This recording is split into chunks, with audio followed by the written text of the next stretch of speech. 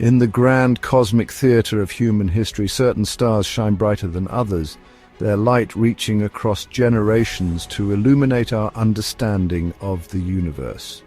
Albert Einstein was one such star. His name is synonymous with genius, a mind so profound that it bent our perception of reality itself.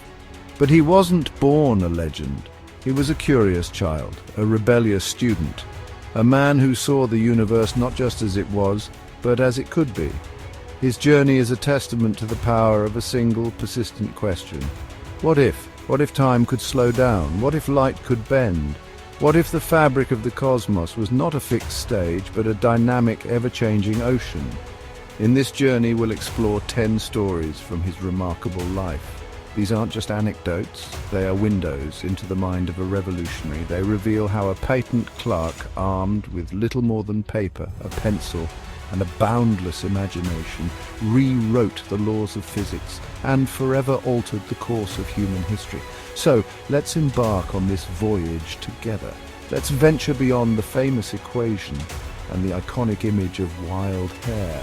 Let's trace the steps of a man who dared to question everything, to challenge the orthodoxy of his time, and in doing so, gifted us a new cosmos. His story is not just about science, it's about the courage to be different, the relentless pursuit of truth, and the profound beauty of seeing the world through eyes filled with wonder. Prepare to be inspired. Our story begins not with a thunderclap of genius, but with a quiet, almost silent childhood. Young Albert was a late talker, so much so that his parents worried, but in his silence a universe of thought was brewing. He wasn't withdrawn, he was observing. He was watching the world with an intensity that few could comprehend. He saw the world not as a collection of familiar objects, but as a series of profound mysteries waiting to be solved. His mind was a fertile ground, waiting for a seed of cosmic curiosity to be planted. That seed arrived in the form of a simple gift from his father, a magnetic compass. Imagine being 5 years old, holding this small device. You can turn it any way you like, shake it, move it around, but the needle always returns to point north. For the young Einstein, this was not a toy, it was a revelation. There had to be some unseen force, some invisible field permeating space that was guiding that needle. It was the first time he truly felt that behind the things we see, there is something deeply hidden. This wasn't just a fleeting moment of childhood wonder. It was the spark that ignited a lifelong quest. The compass became a metaphor for his entire scientific career, the relentless pursuit of the invisible forces that govern our universe. He would spend the rest of his life chasing that feeling of awe, trying to understand the hidden mechanics of the cosmos, from the smallest particles to the grandest galaxies. The boy who was slow to speak would one day give the universe its voice. As Einstein grew, his insatiable curiosity often put him at odds with the rigid educational system of late 19th century Germany. He detested the rote memorization and the strict militaristic discipline of his school. His teachers saw a daydreamer, a student who lacked respect for authority, not a budding genius. They demanded that he parrot back facts and figures, but Albert wanted to understand the why. Why did the formulas work? What principles lay beneath the surface of the textbook equations? He found the classroom stifling, a cage for a mind that wanted to soar. His clashes with authority were legendary. One teacher famously told him he would never amount to anything. This wasn't because he was unintelligent. It was because he refused to learn in the prescribed manner. He preferred to conduct his own thought experiments, imagining what it would be like to ride on a beam of light, or to see the world from a different frame of reference. For him, imagination is more important than knowledge, for knowledge is limited, whereas imagination embraces the entire world, stimulating progress, giving birth to evolution. This rebellious spirit wasn't born of arrogance, but of a deep-seated belief in the power of independent thought. He knew that true breakthroughs don't come from following the well-trodden path. They come from venturing into the wilderness of the unknown, guided only by intuition and imagination. The very qualities that made him a bad student were the ones that would later make him a revolutionary scientist. He was learning to trust his own mind, a skill that would prove more valuable than any diploma. Feeling stifled and ostracized, Einstein made a bold move. He renounced his German citizenship and headed for the more liberal atmosphere of Switzerland. But this new beginning was far from easy. He struggled to find an academic position, his unconventional thinking and lack of glowing recommendations making him a risky candidate for established universities.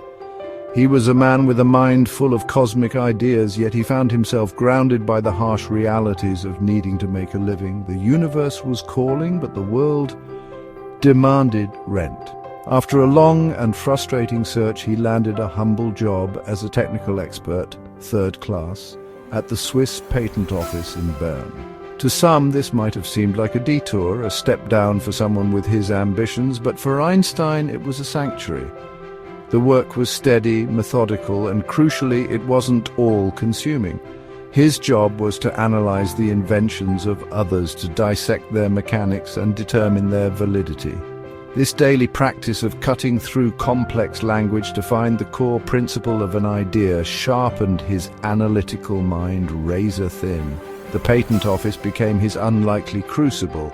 During the day, he evaluated electromagnetic devices and mechanical contraptions, but at night and in every spare moment, his mind was free to wander the cosmos.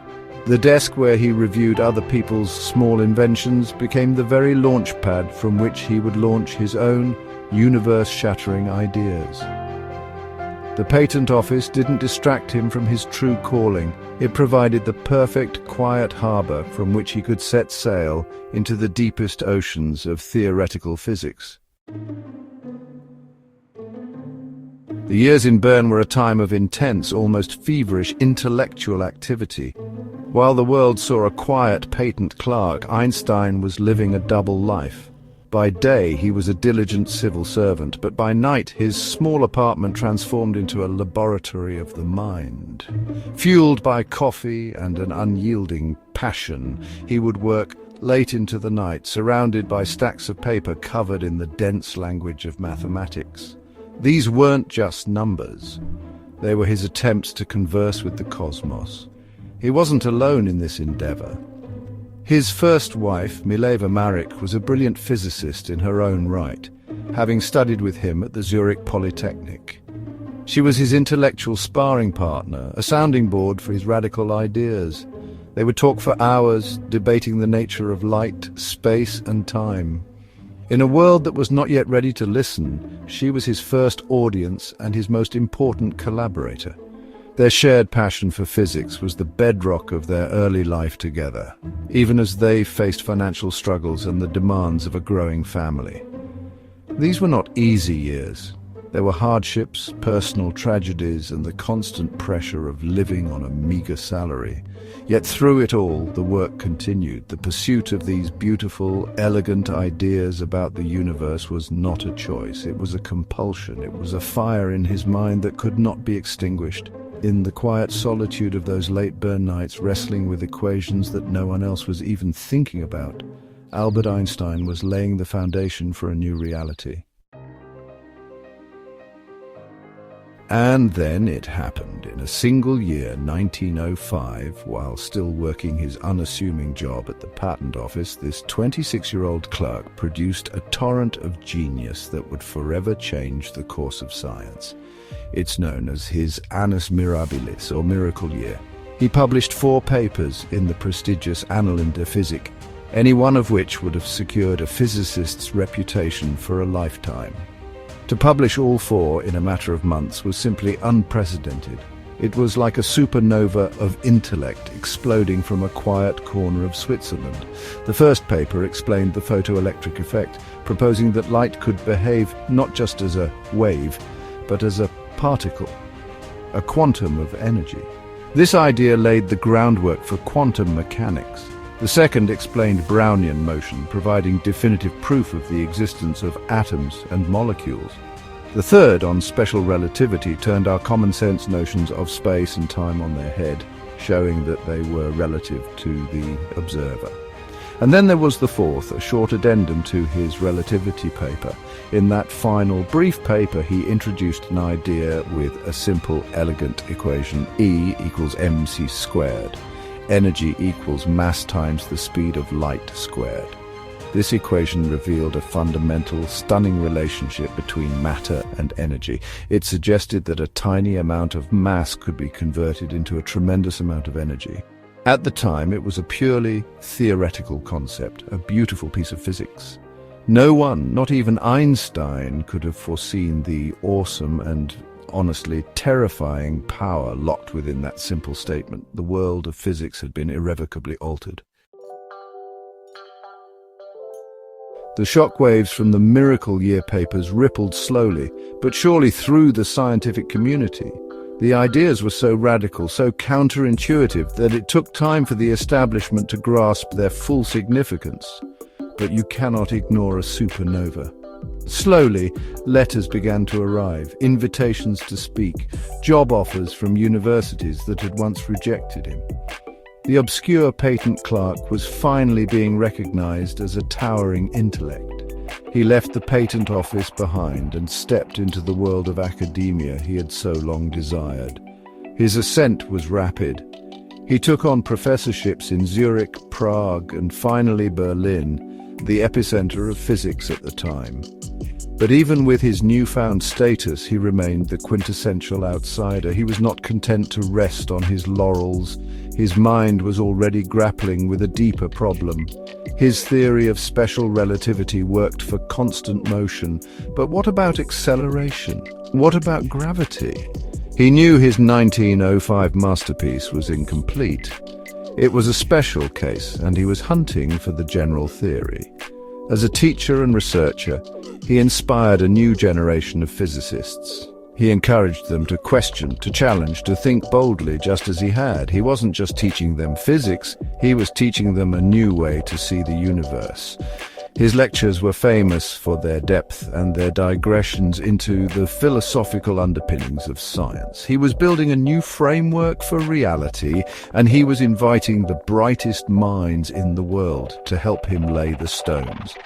The quest for general relativity had begun.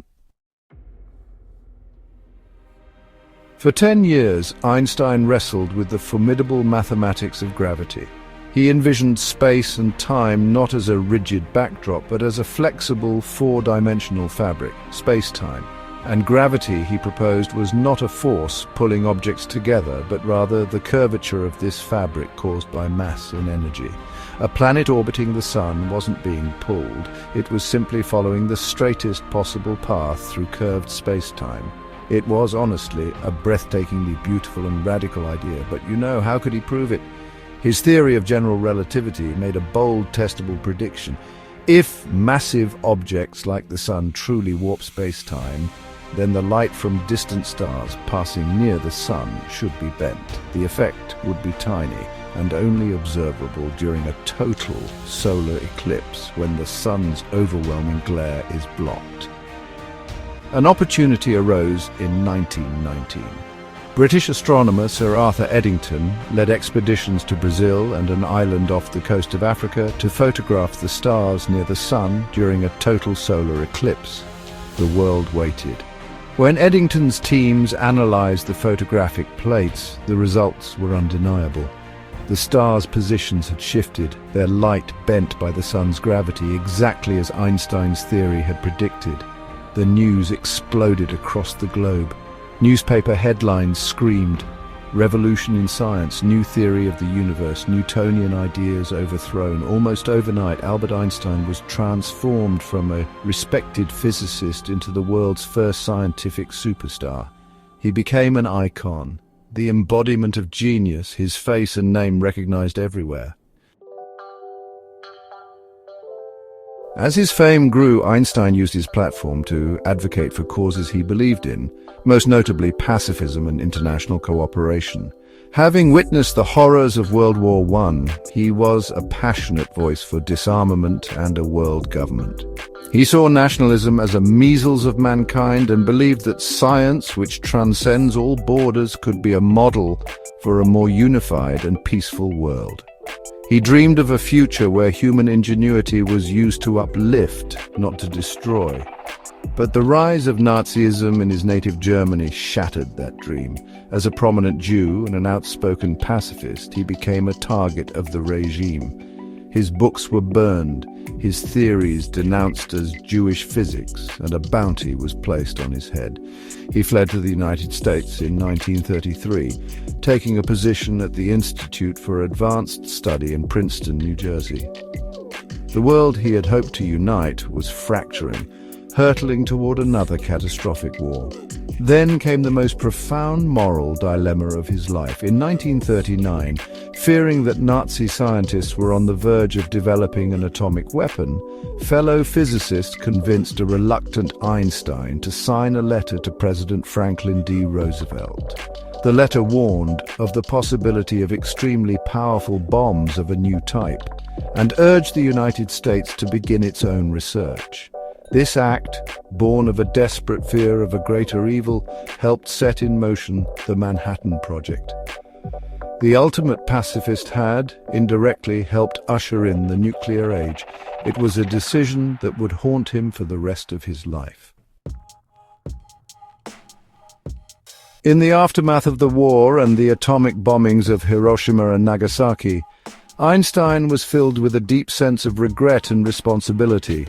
He became an even more fervent advocate for nuclear disarmament and world peace, famously stating, "I know not with what weapons World War III will be fought, but World War IV will be fought with sticks and stones."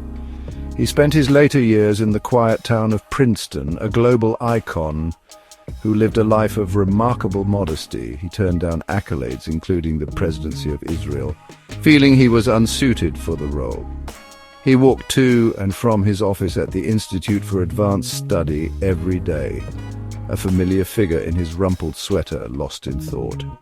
While the world of physics was consumed with the strange new discoveries of quantum mechanics, a theory he had helped to launch but could never fully accept, Einstein embarked on his final, lonely quest. He rejected the probabilistic nature of the quantum world, famously declaring, "God does not play dice with the universe." His goal was to find a unified field theory, a single set of elegant equations that could describe all the fundamental forces of nature, from gravity to electromagnetism, within one master framework. It was a search for the ultimate simplicity and harmony he believed must lie at the heart of the cosmos. He worked on it tirelessly, filling notebook after notebook, right up until his death in 1955. He did not succeed, but the dream of unification continues to inspire physicists to this day. Albert Einstein left us more than just his revolutionary theories. He left us a new way of thinking about our place in the cosmos. His work is the foundation upon which much of modern technology is built. The GPS in your phone relies on the principles of both special and general relativity to function accurately. Lasers, solar panels, and nuclear energy all have roots in his 1905 papers. His thoughts are woven into the very fabric of our 21st century lives, often in ways we don't even realize. But his intellectual legacy is even broader. He showed us that the universe is far stranger, more mysterious, and more beautiful than we had ever imagined. He taught us that reality is not always what it seems, and that our common sense can be a poor guide when exploring the frontiers of knowledge. He proved that profound truths can be uncovered not just with powerful telescopes and complex experiments, but with the sheer power of human imagination. With a thought experiment, a piece of paper and a pencil, his greatest gift perhaps was the inspiration he provides. He was the patent clerk who dreamed of riding on a light beam, the student who challenged his teachers, the pacifist who confronted the reality of war. His story is a powerful reminder that curiosity is a superpower. It tells us that we should never stop asking why and what if? His legacy is not just in the equations he wrote, but in the timeless invitation he extended to all of us to look up at the stars and to wonder.